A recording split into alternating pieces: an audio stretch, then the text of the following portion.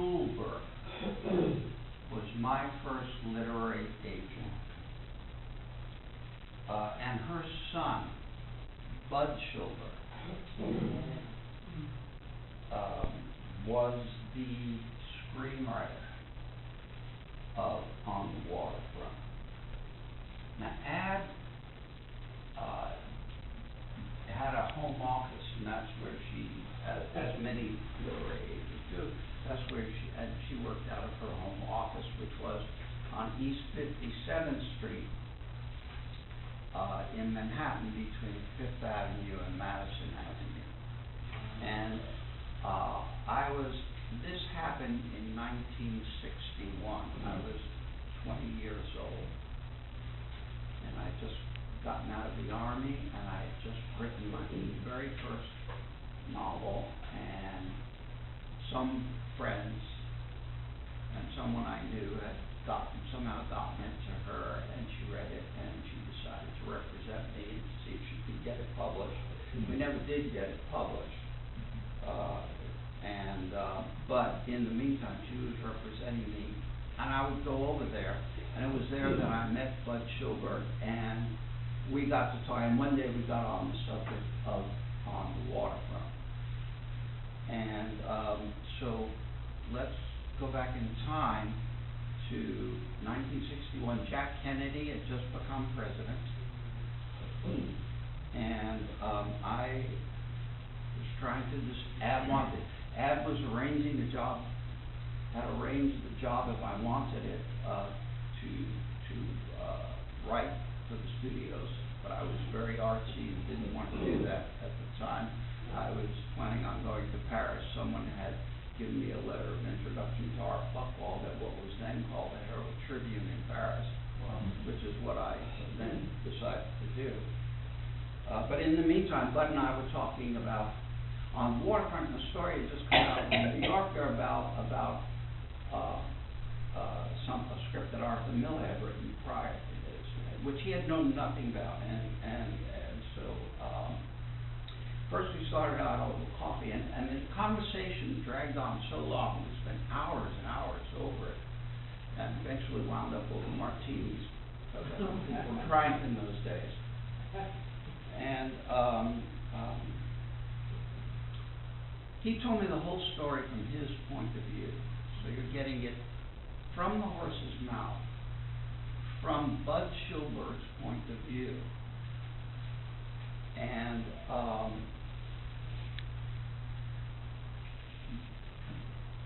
mind you, remember, he wrote the screenplay. You got the Writers Guild Award and the Academy Award for that screenplay. Now, the movie was the result of the coming together of four truly titanic personalities. One being Bud, who certainly was argumentative and had strong opinions. And he was the writer of such classics as What Makes Sammy Run, as well as On the Waterfront. The Harder They Fall, On the Waterfront, The Bass in the Crowd. And then there was Elia Kazan, one of the greatest, perhaps the most controversial director in the history of film. The person who introduced both Tennessee Williams and James Dean to the movie-going audience. Then there was Harry Cohn, the notorious head of Columbia Pictures. And finally, Sam Spiegel, the three-time Oscar-winning producer of such incredible movies as The African Queen, On the Waterfront, Bridge on the River Kwai, and Lawrence of Arabia. So you are dealing with titanic, legendary personalities. In the end, however,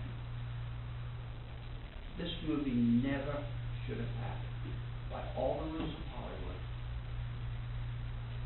both 62 years ago when it was made and today, it never should have happened.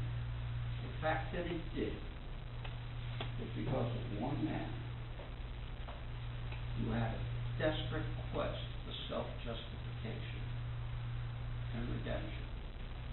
And that man was Elia Kazan. Mm-hmm. And it happened during a time of fear and paranoia and a fundamental moral dilemma that both he and the nation were facing. And Elia Kazan was at the very center of it. Now, the movie was maybe released in 1954. Now, that was during the height of both the Cold War and the McCarthy era. Now, many of you were alive at that time, and if you were alive at that time, you remember it vividly. Now, of course, if you think our politics today is a circus, and of course, you can't have a circus without clowns, folks. Let's remember this is nothing new in America. I think movies like Bridge of Spies, which, and I did an article about it not too long ago in Variety, and Trumbo, barely scratched the surface of the hysteria that gripped this country during the McCarthy era. The fear about communists next door. It was way worse than people's fear about Islamist terrorists. People were really afraid. After all, the Soviets had the hydrogen bomb. And they had planes that could deliver it. And they said they were going to do it. People built bomb shelters in their backyards and cellars. School children would have drills on what to do when the Russians attacked with H-bombs. There are many of us that remember getting under us. We did this stuff. We remember it. Stuff in trouble. Yeah. There were teachers, doctors, policemen, people in all walks of life who were fired, who lost their jobs based on whispers and innuendos about them having communist sympathies, having signed a petition belonging to an organization with communist leanings. And once you were fired, you could not get someone who suggested you were red or a pink coat, you couldn't get another job. In Hollywood, you had the blacklist. And once you were on it, you were done. No one would hire you. And on the blacklist, by the way, there were major players. Not just Dalton Trumbull. You had people like Dashiell Hammett, Ray Warden Jr., Danny Kaye, Lucille Ball. Yes, Lucille. I love Lucille. Was on the blacklist. And lots more. Now, the story of On the Waterfront actually begins, and this Bud swore to me in that apartment on that day in 1961 that Elia never told him a word about Arthur Miller. He knew nothing about anything previous that had happened with Arthur Miller. So when the story came out, and it had just come out, so we were talking about it, and he told me he knew nothing about it, and so Elia could be crafty that way. Elia could be very crafty that way. So the story actually really begins for On the Waterfront in 1950, before Bud ever got involved with Arthur Miller. For Arthur Miller, and I learned more about the Arthur Miller piece again by Starting. Oh, here we go. We're back online again. All right, great. So the actual story begins in 1951 when Arthur Miller first got the idea when he saw a graffiti. He was in Brooklyn. He was in the tough waterfront Red Hook section of Brooklyn. In those days, it was not fashionable. And that fashionable town does. It was the waterfront section of Brooklyn, Red Hook.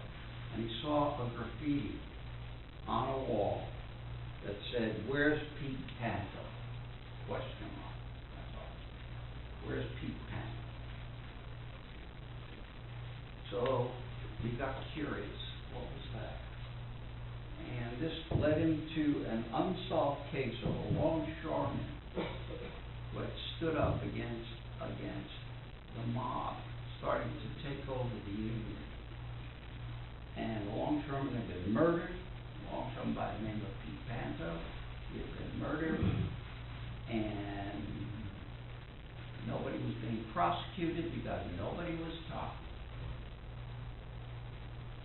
And intrigued about the idea of a lone Union man standing up with integrity, Arthur Miller wrote an early draft of a play and called it The Hook. And at some time during the conversation he had with Elia Kazan, Elia asked Miller to turn it into a screenplay. Now, how did Elia Kazan and Arthur Miller know each other? Well, because in 1949, Elia Kazan was the director on Broadway for Arthur Miller's play, Death of a Salesman. The play that established Arthur Miller as the preeminent American playwright of his generation. By the way, the play on Broadway starred Lee J. Cobb as Willie Loman. Now you understand how Lee J. Cobb becomes the mobster Johnny Friendly in the movie On the Waterfront. You begin to see the linkages. Okay. This is to you. Now, at the same time, Elia Kazan in 1951 is a very hot director.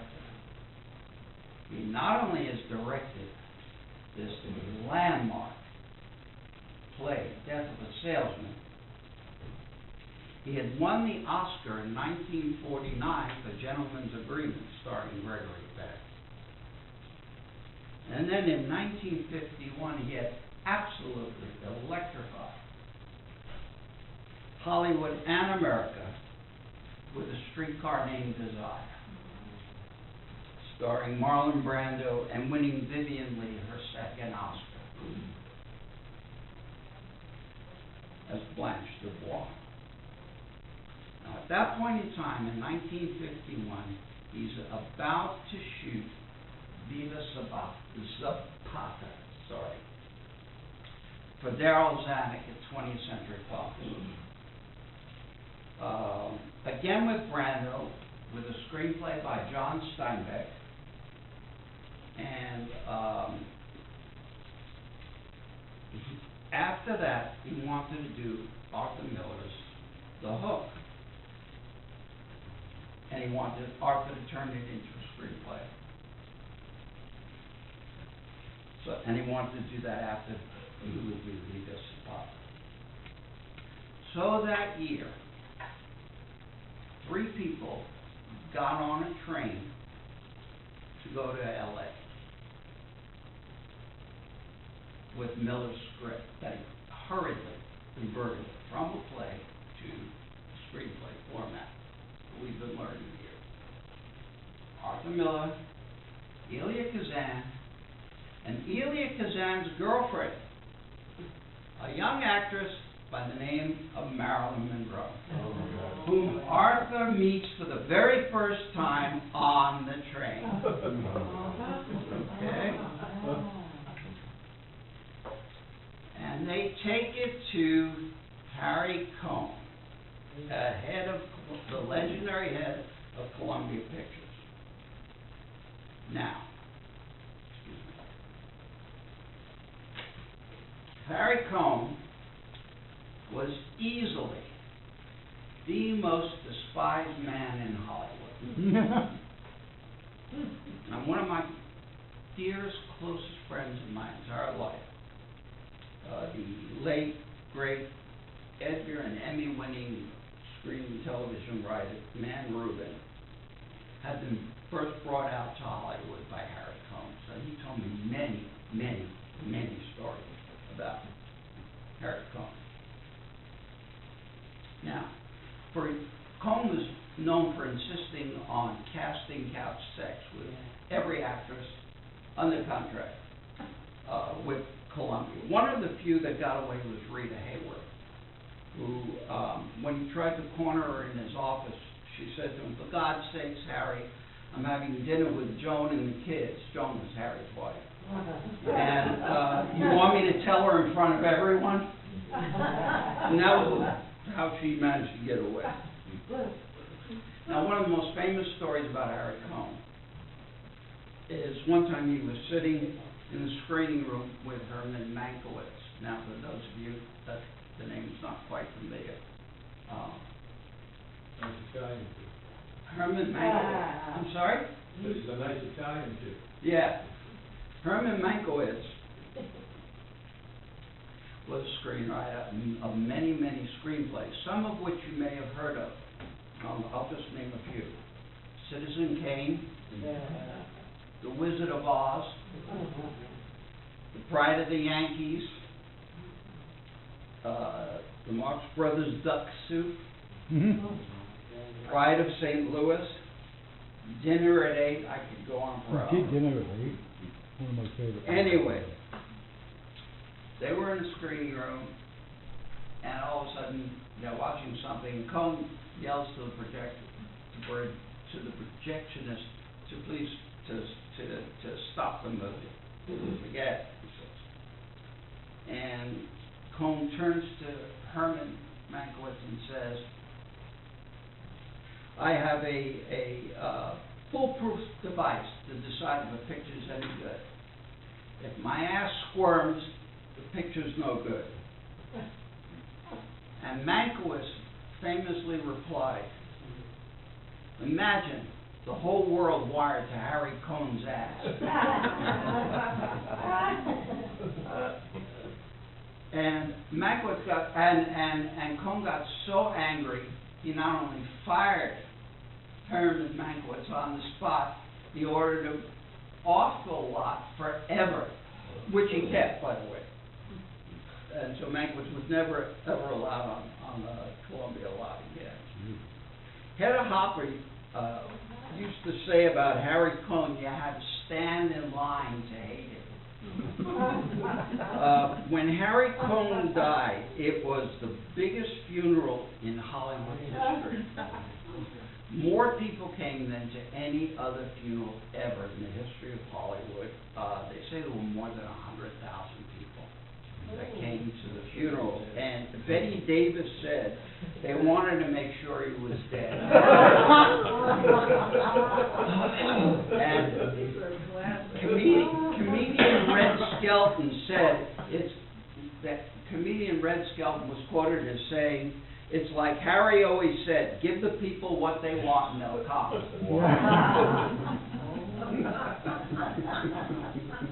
So finally they asked the rabbi if he could say anything good about Harry Cohn. And the rabbi said, "Well, he's dead." This is the man they brought the screenplay to. So, Harry Cohn did not like the idea of the longshoremen going against the Union bosses. The Korean War, and they were afraid it would affect shipping that might impact the war on the West Coast. So Cohn said he didn't want this. He said they would have to change the script not to be about fighting against the mob. It'd have to be fighting against the commies. It'd have to be against the communists. This immediately created a problem because Arthur Miller, during the 1930s, Arthur Miller, like virtually every single intellectual and creative artist in America, and we'll get back to that, was a communist. He was an avowed Marxist. And especially during the Great Depression, the impact of the Great Depression on the psyche of people all across this country, and certainly on the intellectuals and artists and creative writers, was profound. And many of them, not many, the vast majority of them, certainly turned left. And that was very, very common. And Miller was certainly one of them. And he just flat out refused. And if you want to get a sense of how much that was true, you've only got to take a look at the most apolitical, non-political writer of all the great writers of that time, Ernest Hemingway, whose credo was to not include politics. He insisted that writers not include any politics in their work, and then look at a work he wrote during that time, like To Have and Have Not. I'm talking about the book, not the movie with its screenplay. The screenplay, by the way, was written by William Faulkner, the one that introduced Bogart and Bacall together. So it's a great screenplay and a great movie, but it has very little to do with the book.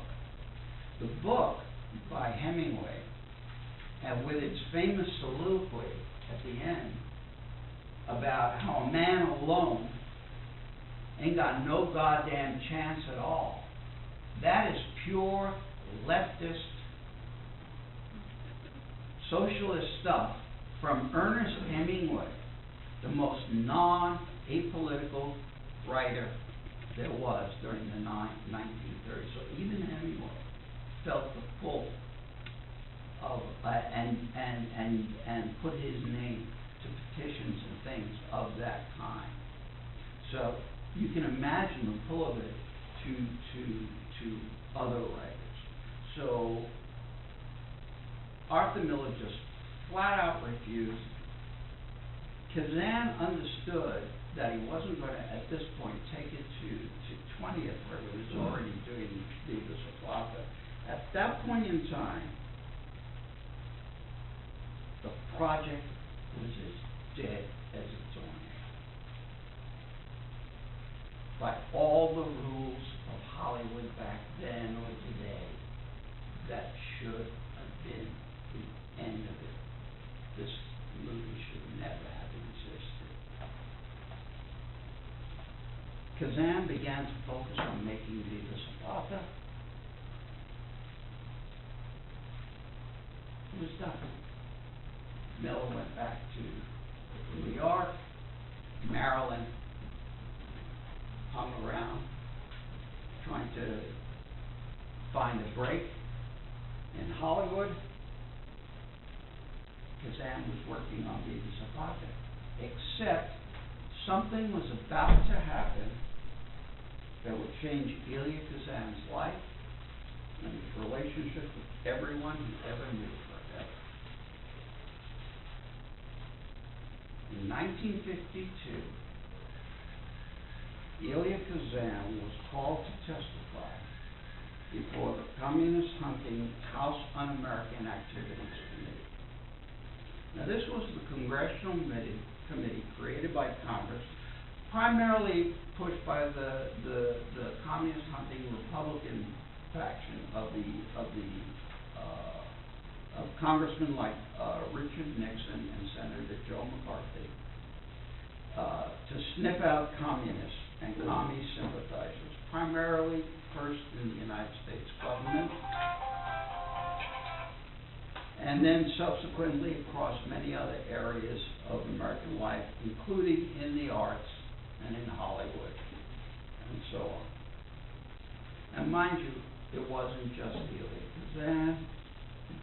During this period, three of the principals in our story, Elia Kazan, Bud Schulberg, and Arthur Miller, were all called before the House Un-American Activities Committee at different times. Each of them reacted very differently.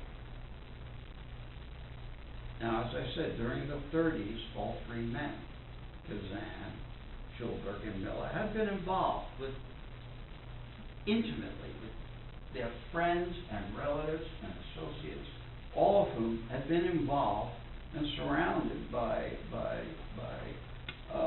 communist friends and organizations, where people belonged to organizations. Both now, Bud Schulberg, his mother was Ad Schulberg. His father was the legendary movie executive and producer B.P. Schulberg. So he grew up in Benedict Canyon, Beverly Hills, and they had many people who were, in the movie business, but who were also members of various communist organizations during the 30s at the time. But interestingly, despite the fact that he was surrounded by these people, he didn't, as a teenage boy, he grew to dislike them intensely. He disliked their thinking, their posturing, and he grew to their thinking. And certainly when the Hitler-Stalin Pact was signed in 1939, that was it for him, and he positively loathed them. But served in the United States Navy during World War II, and then after the Navy, because of his background, obvious Hollywood background, the Navy asked him to make documentaries, and he went to Europe, where he was making a documentary about the Nuremberg trials, and so he went to Berlin. He saw what the Soviets, were doing in Germany and Eastern Europe, and he became vehemently anti-communist, and so his reaction was very anti-communist.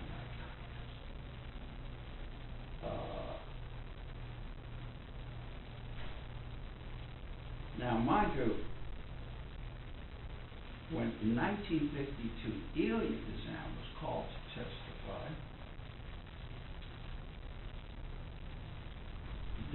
he had just finished making Viva Zapata from Marlon Brando, and Darryl Zanuck, who was running 20th Century Fox, told him, and he knew he was going to be asked to name names of people he knew who were communists. And that was the question: do you name names? And that is the moral dilemma that would be posed to each person that would be called before that committee. Do you name names of people you know, people who are friends of yours? And Darryl Zanuck, who was the head of 20th Century Fox, told him if he didn't name names, he wouldn't release the movie. He would hold up release of Viva Zapata. So, he was reluctant because they were friends, even though he considered himself, at this point in time, something of an anti-communist, politically.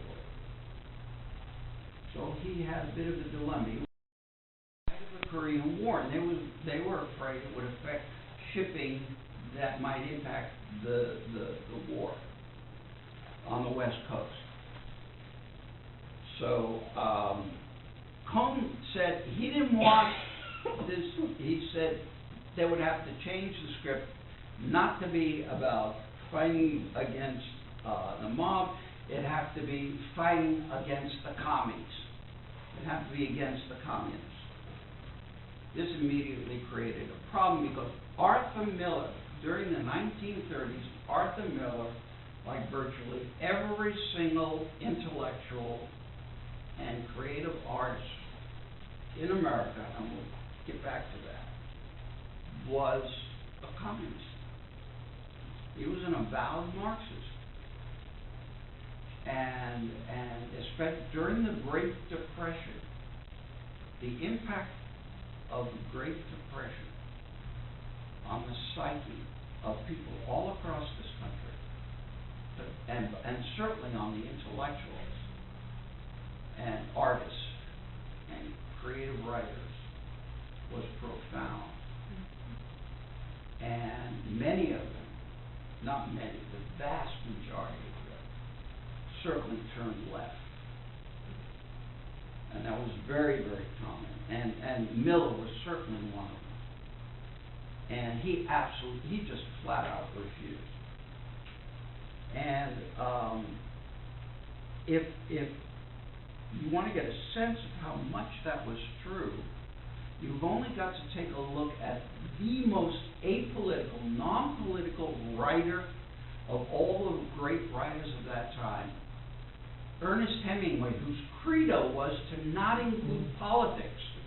He insisted that writers not include any politics in their work, and then look at a work he wrote during that time, like To Have and Have Not. I'm talking about the book, not the movie with its screenplay. The screenplay, by the way, was written by William Faulkner, the one that introduced Bogart and Bacall together. So it's a great screenplay and a great movie, but it has very little to do with the book. The book by Hemingway, and with its famous soliloquy at the end about how a man alone ain't got no goddamn chance at all. That is pure leftist, socialist stuff from Ernest Hemingway, the most non-apolitical writer there was during the 1930s. So even Hemingway felt the pull of and put his name to petitions and things of that kind.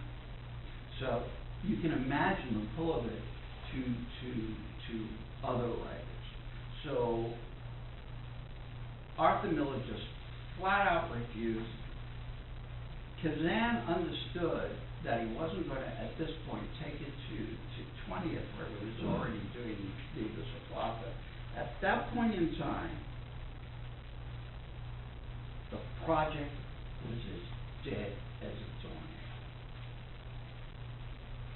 By all the rules of Hollywood back then or today, that should have been the end of it. This movie should never have existed. Kazan began to focus on making Viva Zapata. It was done.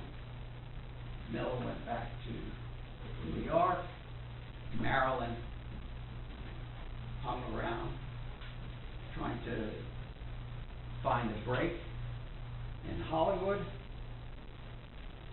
Kazan was working on Viva Zapata, except something was about to happen that would change Elia Kazan's life and his relationship with everyone he ever knew forever. In 1952, Elia Kazan was called to testify before the Communist Hunting House Un-American Activities Committee. Now, this was the congressional committee created by Congress, primarily pushed by the Communist Hunting Republican faction of the of congressmen like Richard Nixon and Senator Joe McCarthy to sniff out communists and commie sympathizers, primarily first in the United States government, and then subsequently across many other areas of American life, including in the arts and in Hollywood, and so on. And mind you, it wasn't just Elia Kazan. During this period, three of the principals in our story, Elia Kazan, Bud Schulberg, and Arthur Miller, were all called before the House Un-American Activities Committee at different times. Each of them reacted very differently. Now, as I said, during the 30s, all three men, Kazan, Schulberg, and Miller, had been involved intimately with their friends and relatives and associates, all of whom had been involved and surrounded by communist friends and organizations, where people belonged to organizations. Now, Bud Schulberg, his mother was Ad Schulberg. His father was the legendary movie executive and producer B.P. Schulberg. So he grew up in Bennett Canyon, Beverly Hills, and they had many people who were, in the movie business, but who were also members of various communist organizations during the 30s at the time. But interestingly, despite the fact that he was surrounded by these people, he didn't, as a teenage boy, he grew to dislike them intensely. He disliked their thinking, their posturing, and he grew to their thinking. And certainly when the Hitler-Stalin Pact was signed in 1939, that was it for him, and he positively loathed them. Bud served in the United States Navy during World War II, and then after the Navy, because of his background, obvious Hollywood background, the Navy asked him to make documentaries, and he went to Europe, where he was making a documentary about the Nuremberg trials, and so he went to Berlin. He saw what the Soviets, were doing in Germany and Eastern Europe, and he became vehemently anti-communist, and so his reaction was very anti-communist.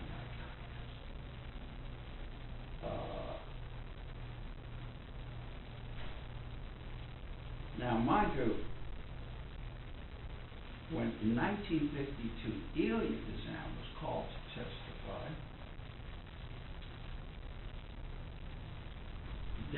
he had just finished making Viva Zapata from Marlon Brando, and Darryl Zanuck, who was running 20th Century Fox, told him, and he knew he was going to be asked to name names of people he knew who were communists. And that was the question: do you name names? And that is the moral dilemma that would be posed to each person that would be called before that committee. Do you name names of people you know, people who are friends of yours? And Darryl Zanuck, who was the head of 20th Century Fox, told him if he didn't name names, he wouldn't release the movie. He would hold up release of Viva Zapata.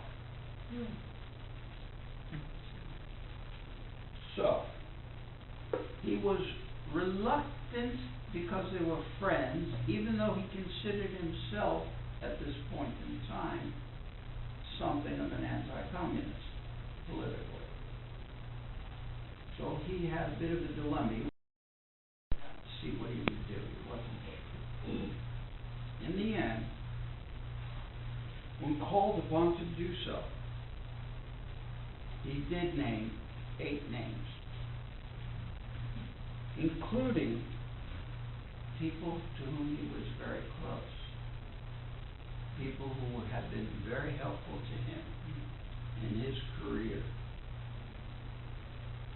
such as, especially early on, such as Lillian Hellman. Lillian Hellman was the well-known playwright of such landmark works as Children's Hour, Watch on the Rhine, Toys in the Attic, and The Little Foxes. She was also, you may remember, the subject of a movie in 1977 called Julia, which starred Jane Fonda as Lillian Hellman, Vanessa Redgrave, who won Supporting Actress Oscar as Julia, and Jason Robards, who won a Supporting Actor Oscar as Dashiell Hammett, who literally created the private eye genre of detective novel.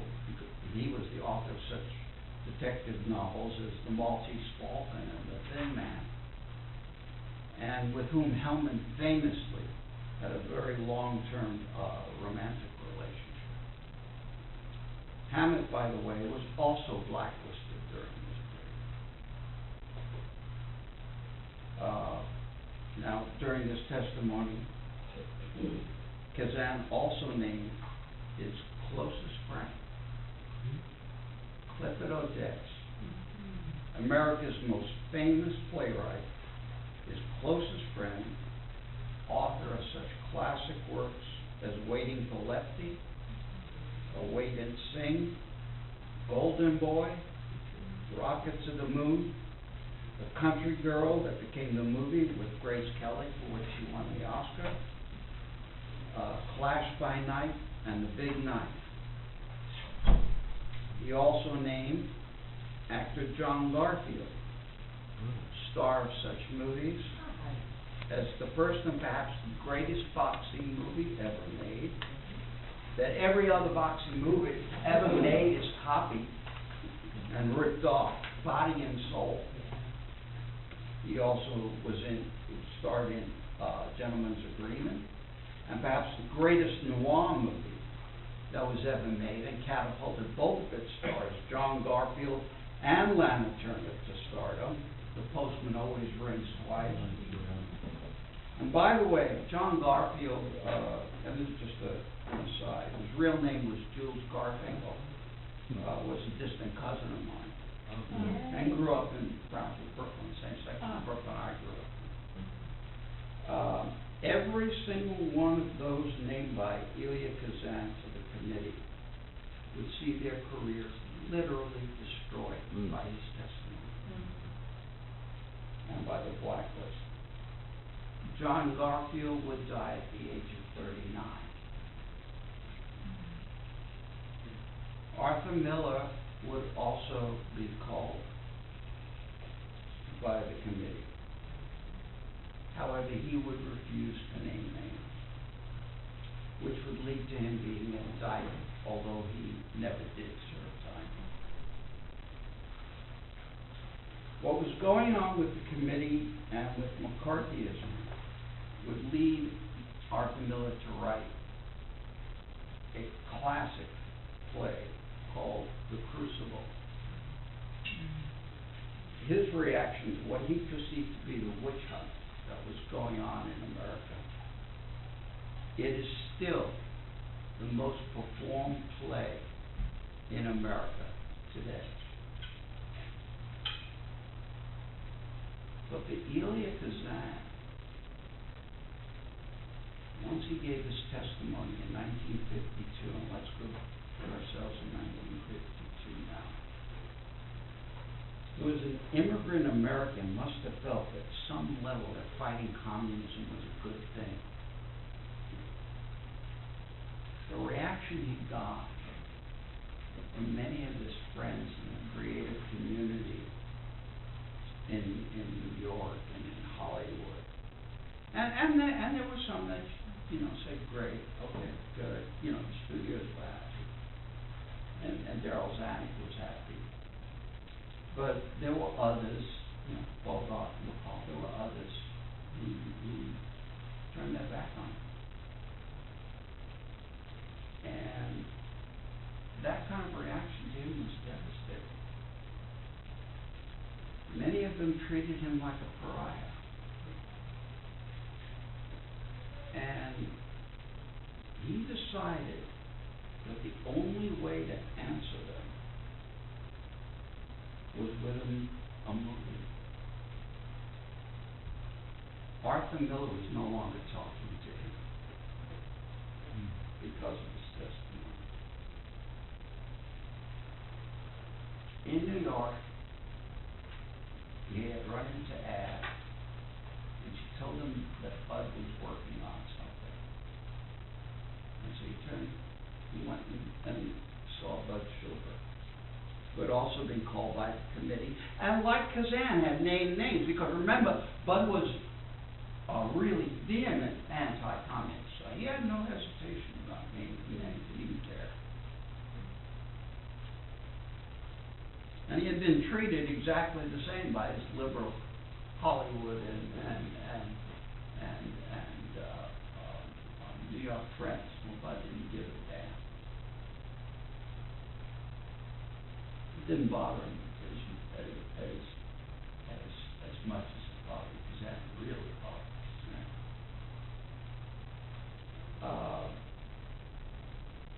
Now, Kazan, as I said, Bud swore to me that Kazan never told him about the Arthur Miller script.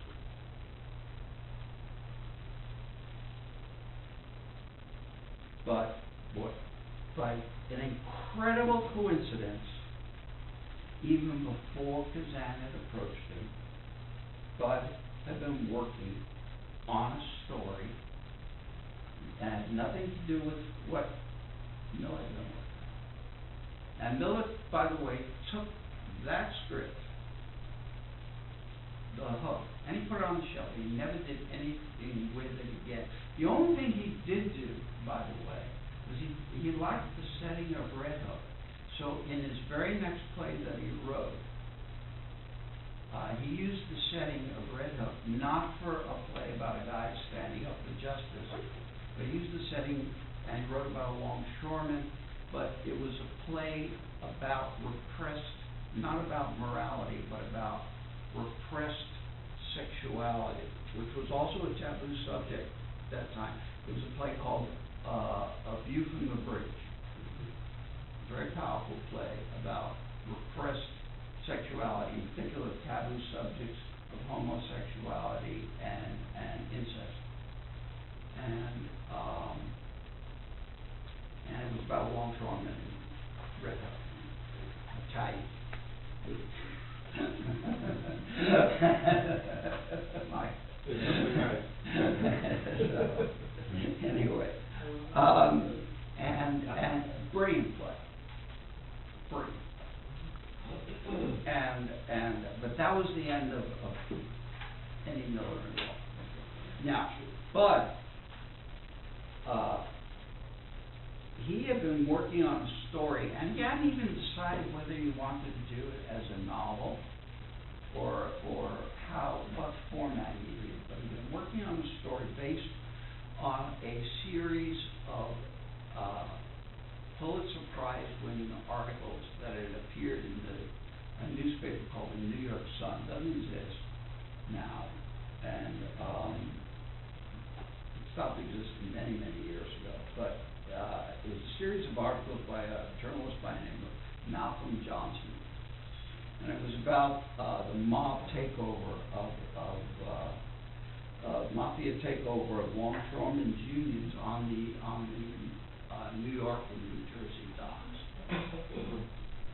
And so Schulberg decided he would write as an original story. And his first draft, as just writing as a story, was from the point of view of the protagonist being a newspaper man, not a longshoreman, a newspaper man, who was investigating the mob. And the original story ended with a newspaper man getting gunned down. The journalist story revealed how the mob had murdered their way to taking over and were stealing from the union workers and the ports. And that was sort of his first cut at it. So if you don't get yours right the first cut, and believe me, nobody does, but very few do. Now, luckily, right at that time, in '52, the New York, New Jersey Waterfront Commission was holding hearings on the mob and union corruption on the docks. So Schulberg went to attend those hearings. And he would go daily, and he would listen to the testimony of longshoremen. Now, one of the central figures in the articles in the Sun newspaper was a tough Catholic priest by the name of Father John. According to Bud, his name was Father John Corrigan, and he was the parish priest at St. Xavier Church in Hoboken, New Jersey. And Bud told me he basically modeled the character of the priest in the movie Father Barry, played by Carl Malden, on this Father Corrigan. And he told me that he got to know this Father Corrigan, and Father Corrigan introduced him to a longshoreman he said that everybody called Brownie.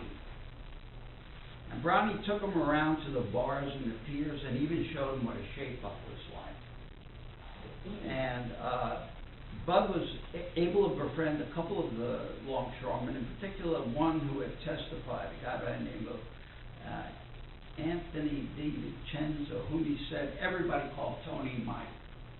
So Brownie and Tony, once he got to know Brownie, Tony, Mike, and Father Corrigan, these were people who got him inside the life of what was going on the docks.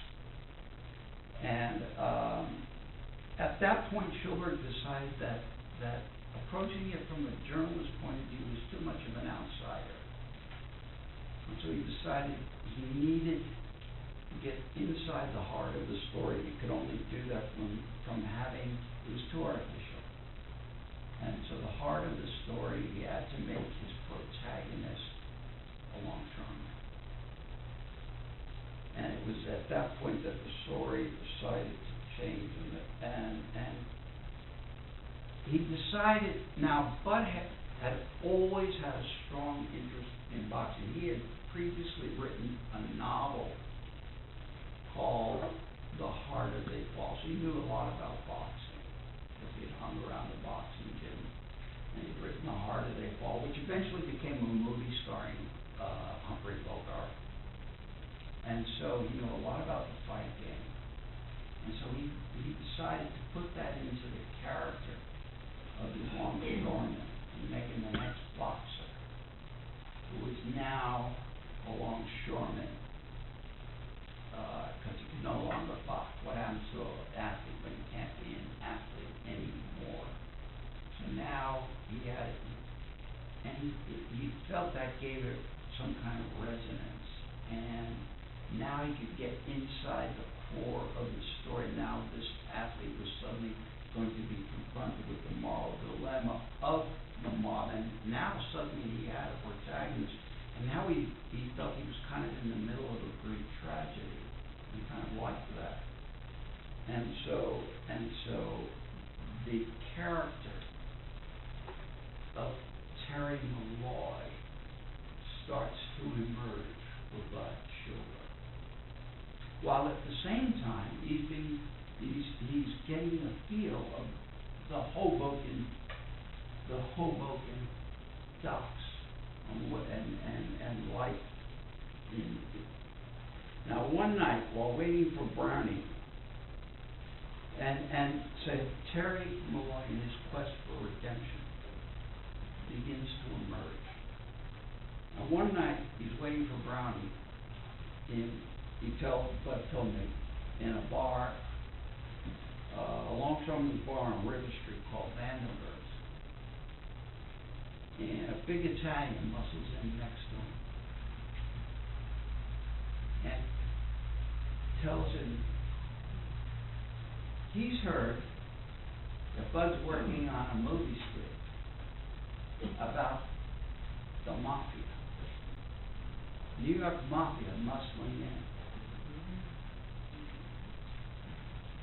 And this guy tells him he doesn't think that's a very good idea.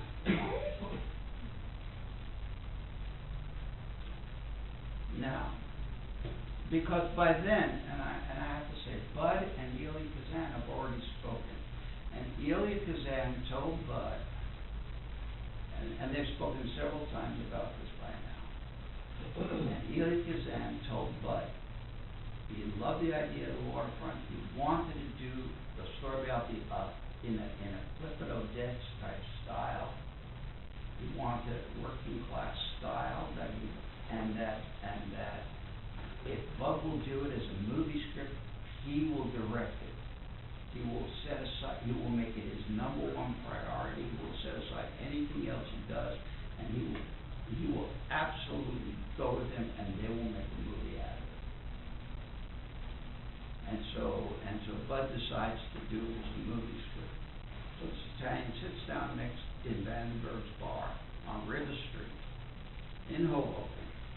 Sits down next to Bud, says he hears he's working on a movie script about the mafia, and he doesn't think it's a very good idea. Now, Bud told me he based the Johnny Friendly character on, in part, the mobster character, in part on Albert Anastasia. Now, at that time, Albert Anastasia was the head of the Luciano family, mafia family. He had been the head of Murder Incorporated, and he was suspected of being involved in the disappearance of Cosa Nostra godfather Vincent Mangano, and was known to be one of the most powerful and ruthless murderers and mob bosses in the entire mafia in New York. He was known as an absolutely crazy person.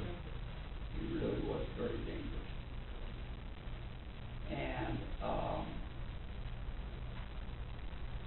so Bud knew that this was absolutely not an idle threat. Albert Anastasia, there was a Albert Anastasia was also presumed by the New York Police Department to be the murderer of Arnold Schuster. I don't know if any of you remember that name. I don't know if any of you remember the name of a bank robber by the name of Willie Sutton. Yeah. Willie Sutton was the most famous bank robber in the history of the United States. He famously said, why do you rob banks? And he said, because that's where the money is. And Willie Sutton had escaped from jail, and he was the FBI's number one on the FBI's wanted list. And the guy and he was recaptured. And he was recaptured because just a private citizen, an ordinary citizen in Brooklyn, named Arnold Schuster, I think he was a school teacher, had seen him and recognized him on the street from wanted posters or something, and had called police and said, hey, I just saw this guy, I think it's really something. Well, Albert Anastasia didn't like the fact that a private citizen had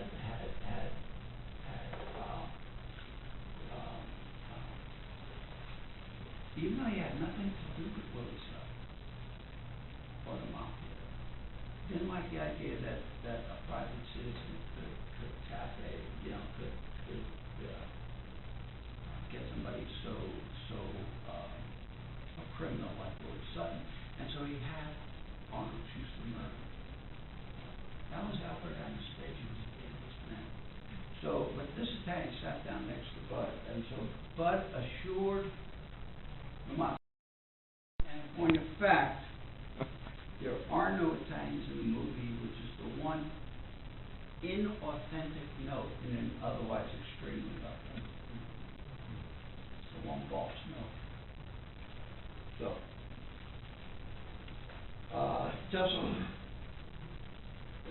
just a parenthetical note. 3 years after the movie came out,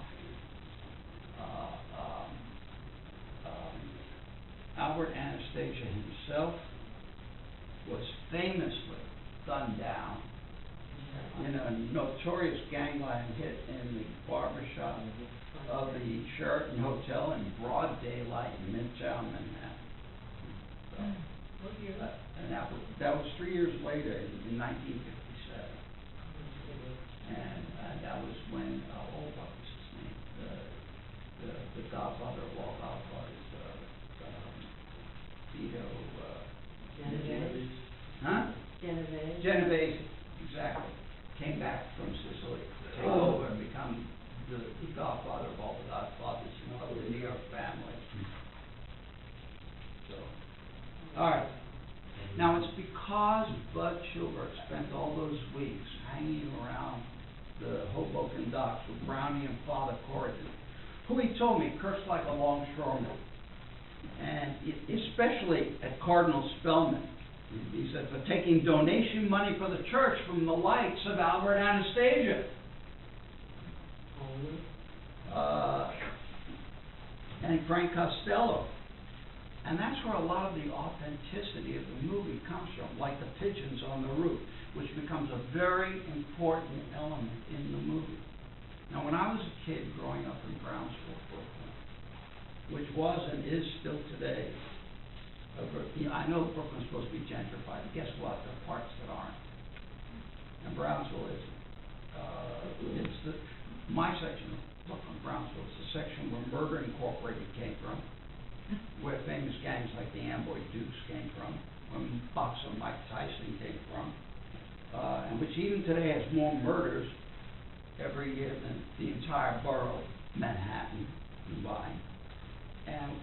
But when I was growing up, almost every single building and tenement had a pigeon coop on the roof, and where guys kept pigeons, including the building that I grew up in. And the reason, guys kept flocks of pigeons on the roof, homing pigeons, to race with each other.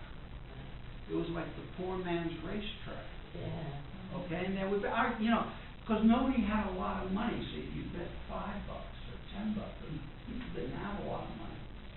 But that was like our racetrack. So he got that kind of authenticity. In the movie, pigeons not only become kind of save the cat device to help the audience empathize with the Terry Malloy character, because he's also something of a Judas figure. Let's not forget that.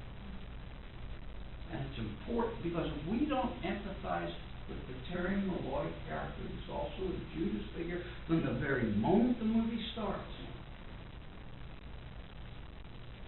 we're not going along for the trip. So he has to get us to empathize with him, and we have to have devices that will cause us to empathize with this character. But the pigeons also come to symbolize other things in the movie, such as freedom, the birds fly, loyalty, we get to see how the birds mate for life, love, attributes that turn out to be in very short supply among the humans on the docks, but which Terry and Edie are Romeo and Juliet in this story so desperately yearn for. Now, the female character, Edie, is the catalyst that Bud needed to create to precipitate Terry's change in his character.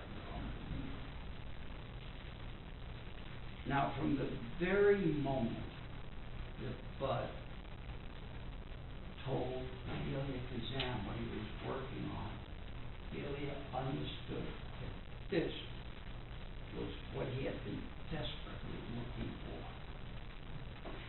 And when they talked and argued back and forth, which they did, about the script, it was not, and they were very explicit about it. They understood exactly what they were doing. It was in terms of vindication for both of them, for their testimony before the committee. That had to be absolutely explicit in the script, and that was something Kazan absolutely insisted upon. That sometimes naming names is not being a canary or a stool pigeon. Sometimes, on the contrary, it is courageous and morally justified. That's what their movie would be about.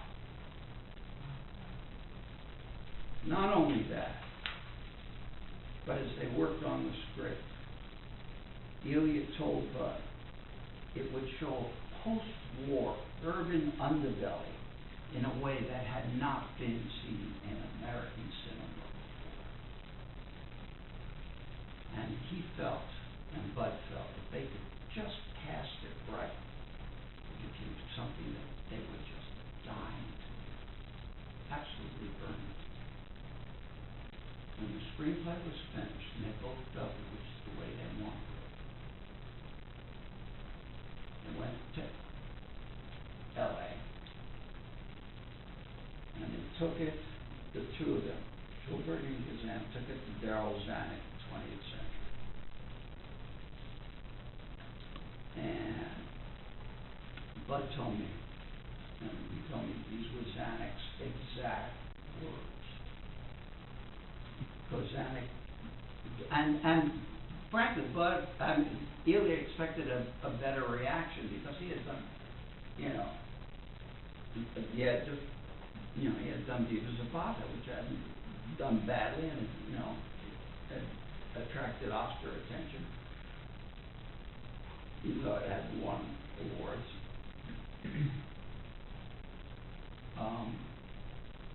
And Zanuck turned him down flat. And he told him, who the hell wants to see a movie about a bunch of sweaty longshoremen? So that was his reaction. He wasn't remotely interested.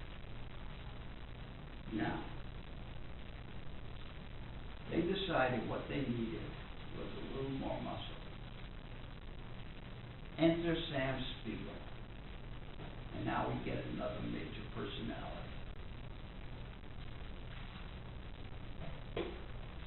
Sam Spiegel was a larger-than-life movie producer who rose from a penniless Jewish immigrant to become a multi-millionaire movie producer, art collector, whose movies would win more than 35 Oscars, more than any other producer ever except Walt Disney.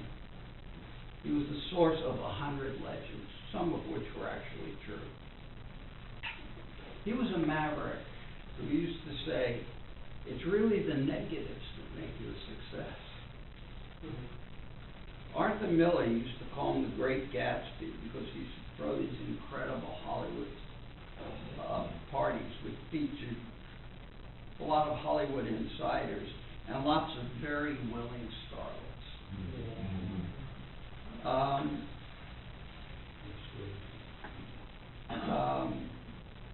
He claimed to have been one of the Jews on the last train out of Berlin when Hitler came to power, and was known for both his business ruthlessness and his exquisite manners. Eventually, he was moved to London. He was so bad at honoring his financial contracts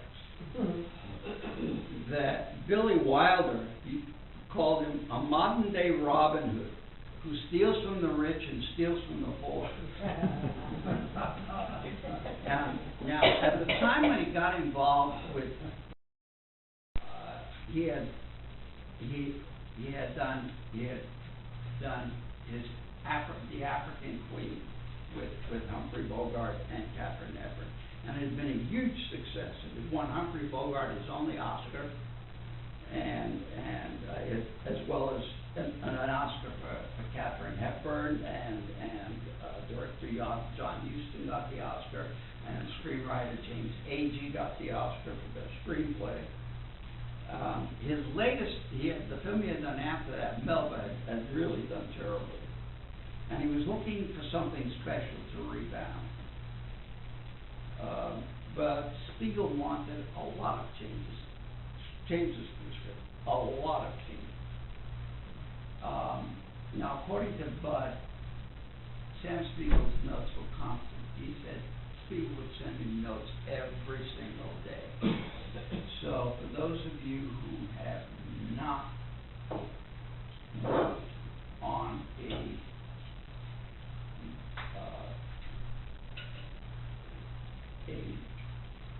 script that is in development with directors and producers, and you're in, depending on your contract, under the Writers Guild MBA, what happens is you get notes, and there's an interplay and there's an interaction. But Bud said, they were like every single day, and on and on and on and on and on. Spiegel made a lot of notes, and he had a lot of changes he wanted, and they would be minor, they would be made, but Bud was doing a ton of rewriting, and they drove him absolutely crazy. He was in LA, and he is right, and so finally, he said at one point, he got up, and it was 3 o'clock in the morning, and he got up, and he started to shave, and his wife woke up, and she said, "What are you doing?" And he said, "I'm going to New York, I'm going to kill Sam Spiegel."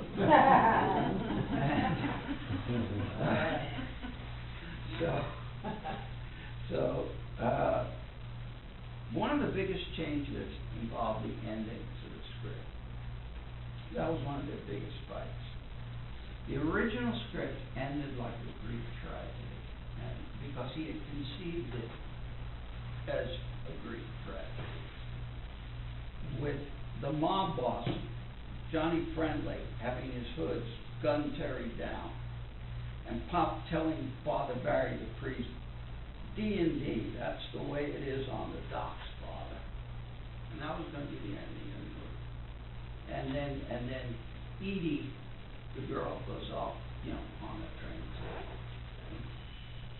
And Sam Spiegel said there's no way the audience is going to walk out of the theater with such an unhappy and unsatisfying ending. And he absolutely insisted that they got into a big fight about that. And Elia Kazan sided with Spiegel.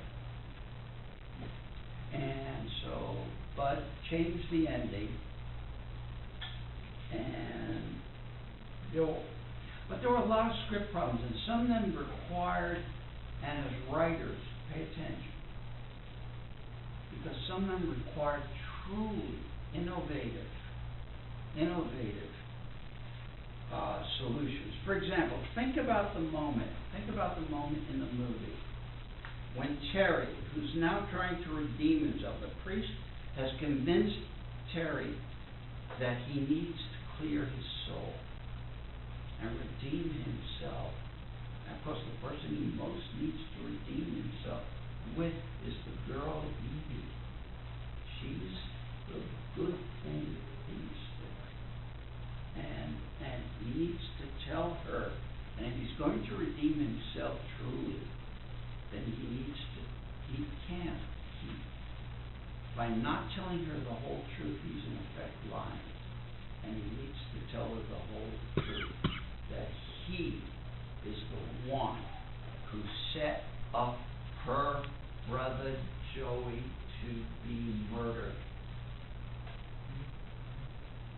He, in effect, murdered her brother.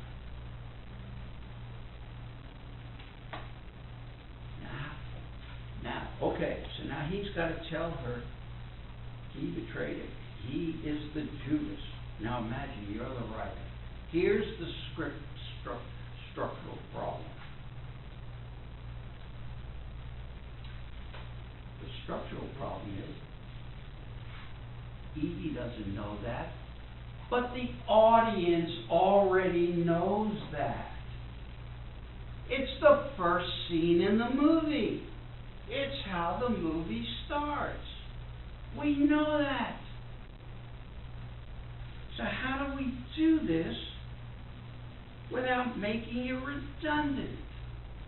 How do we do this without making Terry sound redundant and duplicitous?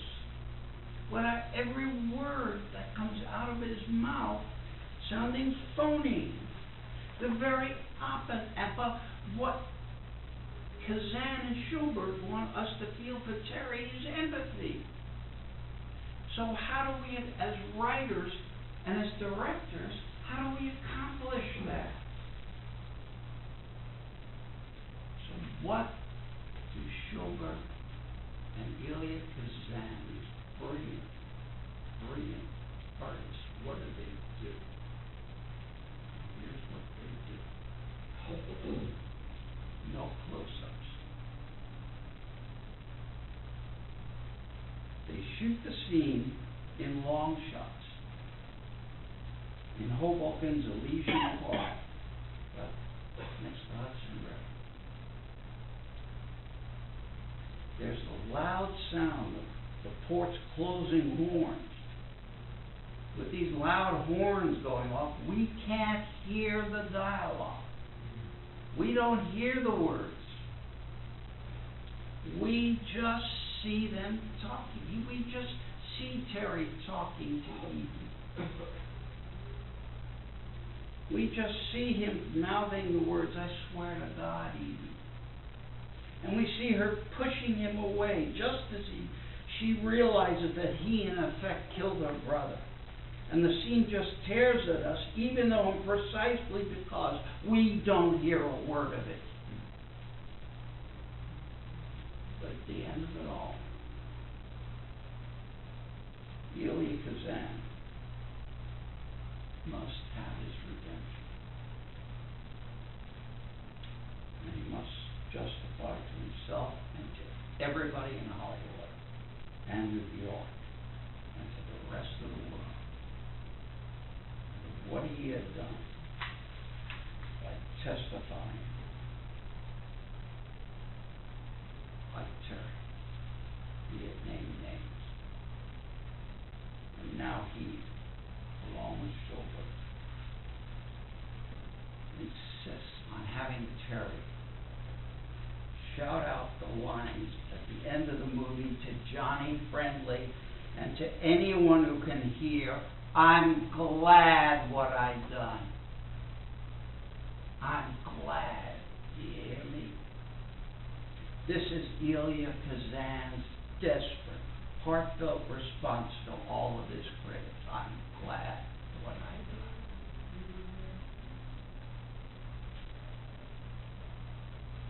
Because of Sam Spiegel,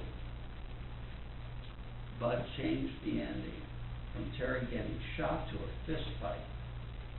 So even though Terry gets beat up by Johnny Friendly's thugs, he survives. And the other longshoremen say they won't work unless Terry walks in with them.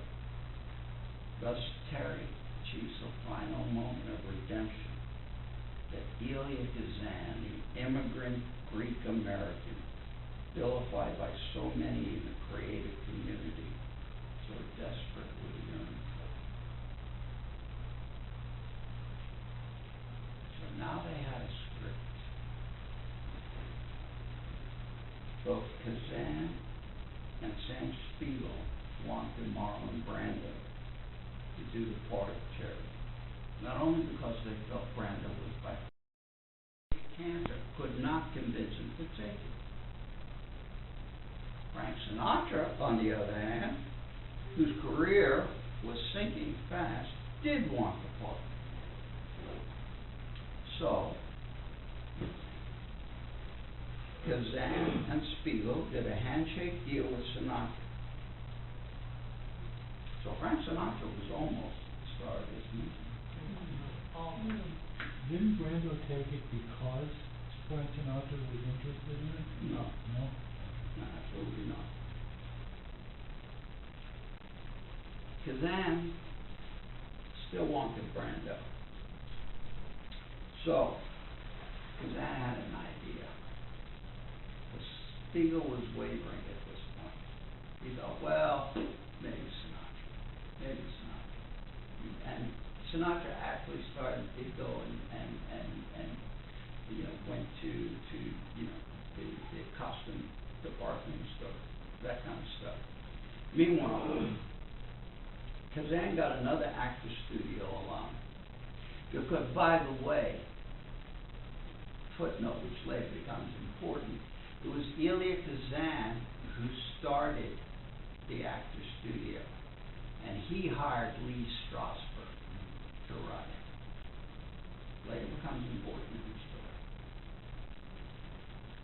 So, he got one of his alums, Carl Malden, and he said he got him to direct a scene which they would film with with Paul Newman and Joanne Woodward doing a scene from the movie, from the script, and he showed it to using an actor studio like approach. Showed it to Sam Spiegel. Spiegel loved it. Absolutely loved it. Now they couldn't use Paul Newman and Joanne Woodward. Spiegel knew, first of all, Newman and Woodward were never in the running because neither of them had ever yet appeared in a movie. Spiegel knew there was no way he could ever get money from the studio. Newman had only ever done one Broadway play and no movies. So putting them in starting roles, that was impossible. So Spiegel said, let's try one last pitch to Brando. Figuring, if we get Brando, we can get the financing and we get a studio to show interest. Now, in all this struggle, I want you all to pay attention. You have at this point got you have got a script which is so brilliant that it wins both the Writers Guild Award and an Academy Award and stands as a landmark movie and AFI ranks one of the 10 best movies of all time. So it's a brilliant script in and of itself. You've got talented, one of the best screenwriters who ever lived. And clearly a director who is one of the most important directors in Hollywood, and a major producer who's produced Academy Award winning movies, you know, like African Queen. And these three guys are struggling like hell just to try and cast a movie and get a studio interested. So this is how hard. So when you get a rejection, remember it's not necessarily because your script is bad. Will you please remember that? Now it may be because your script is bad, but it doesn't necessarily. It's not necessarily because your script is bad. Okay, this is important. At this point, despite three of the top people in the business, this movie was never going to be made. So, they go back, and they get, now, Jay Cantor's on their side, thank God, Brando's agent. He talks to Brando, and Kazan And Spiegel talks, and they talked to Brando one last time, and Kazan talks to Brando one last time. And don't forget, Brando is his break to actor story, which Kazan created. And Brando is his break to Lee Strasberg, whom Kazan hired. And Kazan has directed him in Streetcar Named Desire that made him a household name. And Kazan tells Brando, this is the part. This is the part that comes along. Scripts like this, they come along maybe once. Maybe once. But the script and the act come together. So Brando agrees to take it. Brando agrees. Now Sam Spiegel has the pleasant task of telling Frank Sinatra that Brando had the part. Well, Sinatra is furious at Spiegel and Kazan, so he turns around and asks Kazan for the part of the priest. Except Kazan tells him, well, he's already given that part to Carl Malden. This is the source of the feud between Sinatra and Kazan. And that was over. And that feud never ends. That's the end of that. It's also one of the lowest points in Sinatra's life. However, this is to be very short-lived. Because Sinatra's luck was about to change in a major way, because Fred Zinnemann was about to give him the part of Maggio in From Here to Eternity, for which he would win an Oscar. Meanwhile, now that Brando is on board, Kazan and Spielberg felt they had a chance. The problem was, what studio they go to make the movie. They didn't have a lot of choices. MGM was still doing big musicals like Bandwagon, all the technical movies with stars like Clark Gable and Cary Grant. So Warner Brothers was turning to big CinemaScope movies to fight TV, not gritty black and white. Paramount wasn't looking. They were already riding high with a full slate of movies like Shane, Stalag 17, Roman Holiday, From Here to Eternity. So none of the big studios would be interested. That left Harry Cohn. Harry Cohn. And so they go to Columbia. Fortunately for them at this time, because of television, more than even the other studios, and Columbia was the smallest of the studios, they were hurting. There's no longer any demand at theaters for the cheap westerns and Boston blackies they used to show now. Harry needed a big picture, and Spiegel had Elia Kazan and Marlon Brando.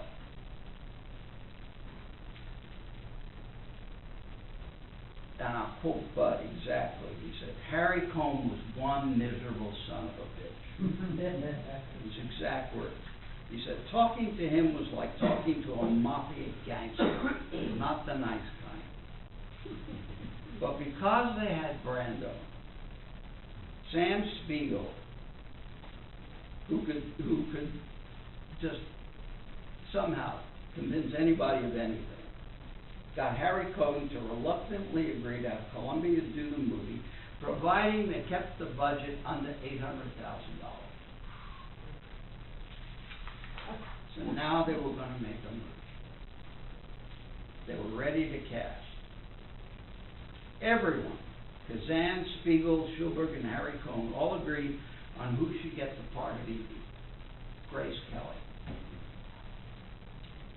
However, Alfred Hitchcock had offered her a role in Rear Window with Jimmy Stewart, which she much preferred. So they then narrowed the choice down to either Elizabeth Montgomery, who later became known for her TV role on Bewitched, and Eva Marie Saint. So they screen tested both. They both tested very well. The Kazan thought that Elizabeth Montgomery was a little too classy Irish girl on the New Jersey waterfront for the part of Eve. So he chose Eva Marie Saint, who would win the Best Supporting Actress Oscar for the movie. The movie was shot in 1954 in Hoboken, New Jersey in 35 days.